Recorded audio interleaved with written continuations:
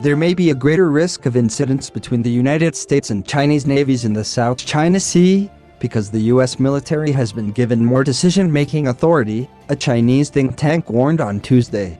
In a report, the Chinese think tank said the White House National Security Council had become less involved in U.S. military activities in the disputed region, despite an increase in their frequency and intensity.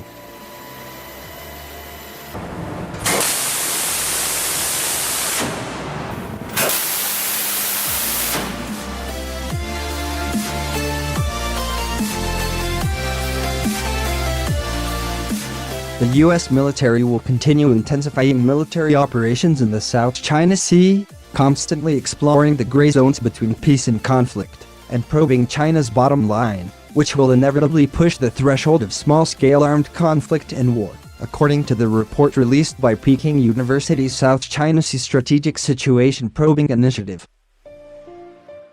The U.S. Navy has been conducting so-called freedom of navigation operations near Chinese-controlled islands and reefs since 2015, to challenge what Washington calls Beijing's excessive claims in the waterway. 4 such operations were carried out under former President Obama, and there have been 11 so far under President Donald Trump.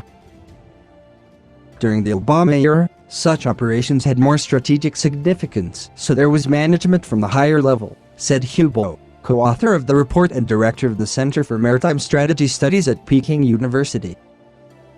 He said the Trump administration had delegated authority to the Indo-Pacific Command, which would surely increase the risks and hazards in the region.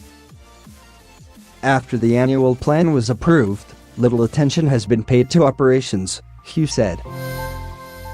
Meanwhile, there are also concerns that China's military could act with less restraint. Senior Colonel Zhu Bo, director of the Center for Security Cooperation under the Defense Ministry, said last month that the Chinese Navy could become less tolerant of U.S. activities in the South China Sea. As our capability grows, we are likely to take more actions to counter provocations, he said.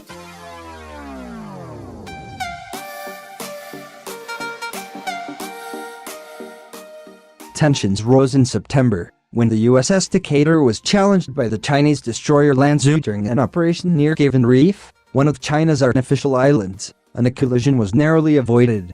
Hugh said the US and China should pursue more effective dialogue, including on regional maritime arms control, to avoid escalation of any future incidents. The most important issue is making clear the strategic intentions of each side, he said.